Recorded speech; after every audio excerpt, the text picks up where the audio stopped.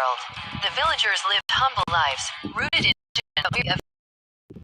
their children played beneath mango trees, their elders sat in quiet circles, and their hearts carried the weight of years without change. Nothing bloomed in Timbaylai, until one day, a wind unlike any other swept across the valley.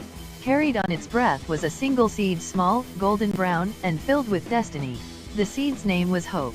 Hope landed beside the old riverbed, now reduced to a trickle. She nestled into the soil, unaware of her journey or purpose. She didn't know she was special.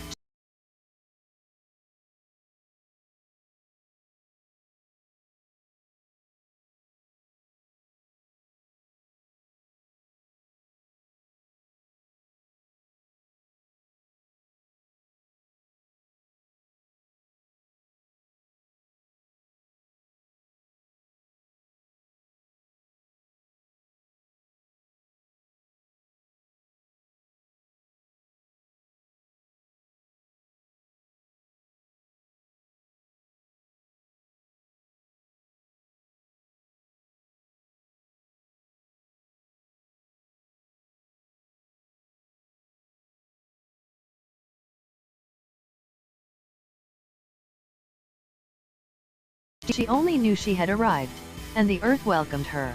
Chapter 2, Roots of Resistance. Hope felt life stirring inside her. Rain kissed the earth above, and sunlight warmed her shell. Slowly, gently, she cracked open. A small shoot stretched out, feeling for the sky, while tiny roots pushed downward, searching for strength. But Timbaylai was not an easy place to grow. The villagers, seeing the sprout, were quick to doubt. "Nothing grows there," muttered Elder Noma. "The soil is cursed." "A weed," said another. "It won't last the week." And soon, the challenges began. The weeds came first, greedy, thick-limbed things that tangled around Hope's stem, trying to suffocate her. Next came the wind, fierce and unforgiving, sweeping through the valley with no regard for delicate dreams. Then came the sun, blazing with fury, cracking the ground and scorching everything in sight. Hope trembled. She was still so small, so uncertain. Every trial whispered, "Give up. You don't belong here." But Hope dug deeper. With every harsh wind, she learned to bend. With every choking weed, she learned to fight for space. With every burn from the sun, she learned to store strength in her roots. And though no one noticed yet, Hope was growing. Chapter 3, The Watcher. Not everyone in Timbaylai ignored her. A quiet girl named Aduk, 12 years old with skin like bronze and eyes full of wonder, noticed the lone sprout by the riverbed. Each day after school, Aduk would visit, kneeling beside Hope. "You're trying, aren't you?" she whispered. "Just like me." Aduk, too, was fighting to grow. Her voice was too soft for the noisy classroom. Her ideas too strange for the village elders. She dreamed of drawing the skies, painting mountain dreams in colors no one else could see. But every time she tried, someone laughed or said, "You'll never be an artist. Be realistic." Still, she sketched on leaves and scraps of paper. And now she saw something familiar in the way this tiny flower pushed through adversity. "Keep going," she told Hope. "If you don't give up, I won't either." They became companions, one silent, one speaking, but both pushing toward light in a place where hope rarely bloomed. Chapter 4, The Blooming Seasons Passed. Hope's stem thickened. Her leaves unfolded like tiny banners of courage. She had learned to survive drought, dodge rocks, and stretch toward scarce rays of sun that slipped through heavy clouds. Then came the longest dry season Timbaylai had ever known. The river disappeared. The mango trees dropped their fruits too early.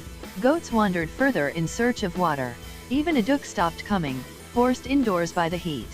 Hope was alone again, and weaker than before. Her petals curled in. Her leaves wilted. She thought, maybe this is the end. But something deep inside whispered, "You've come too far to stop now." And then, just before despair could win, the sky cracked open. Rain, like forgiveness, poured onto the earth. The village danced, rejoicing. And beside the now bubbling riverbed, Hope opened fully. She bloomed not in soft pastels, but in bold, defiant colors. Red like courage, gold like joy, purple like wisdom. Her fragrance danced through the air, sweet and impossible to ignore. Villagers gasped. "It's beautiful," Elder Noma whispered, eyes wide. Children ran to see the flower by the riverbed. Even the elders stood in silence, wondering how such beauty could rise from the very soil they had written off. And Aduk returned. She knelt, tears in her eyes. "You did it," she said, her voice trembling. "You bloomed." But Hope's journey had just begun. Chapter 5, A Seed Named Tomorrow. Hope's story spread far and wide. Visitors came from other villages, drawn by tales of the flower that refused to die. Timbaylai began to change. The villagers cleared space near the riverbed and planted new seeds. They asked questions.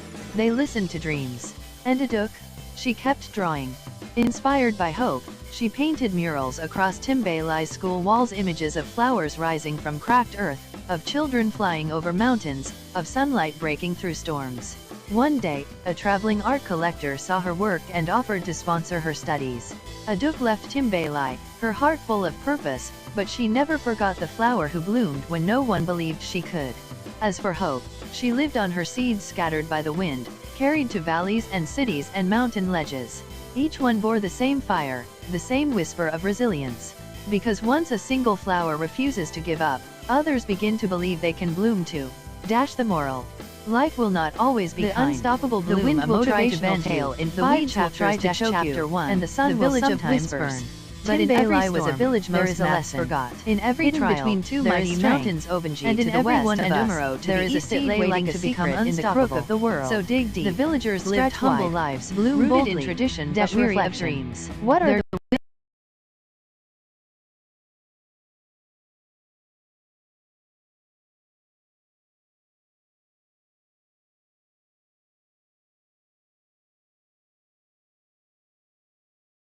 the children played beneath mango today? trees. What weeds their have you elders allowed sat to in grow quiet around your circles, dreams? and their hearts And what carried part the of weight you of is still years waiting to without bloom? change. Remember Nothing this, new ever you are bloomed not in the soil you Timbaylai, were planted until in. one day, You are the a wind flower you unlike choose any to other become. swept across Like the valley. Hope, You may carried feel on its small, breath but was a small single things can seed, change the small, world. Golden brown, and filled with destiny.